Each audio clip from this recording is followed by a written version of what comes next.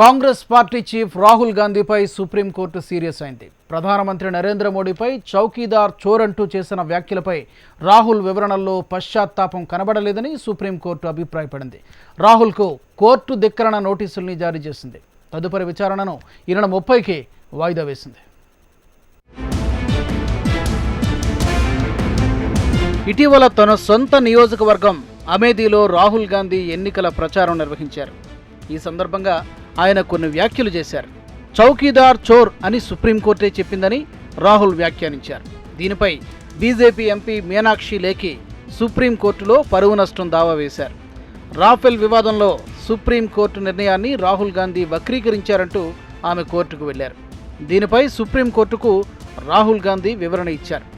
అత్యున్నత న్యాయస్థానానికి క్షమాపణ చెప్పారు. తన వ్యాఖ్యల ఉద్దేశం అది కాదని, కొందరు వక్రీకరించారని, అయినా సారీ చెబుతున్నానని తెలిపారు. అయితే రాహుల్ గాంధీ వివరణకు సుప్రీంకోర్టు సంతృప్తి చెందలేదు. రాహుల్ చెప్పిన క్షమాపణలో పశ్చాత్తాపం కనబడలేదని అభిప్రాయపడింది.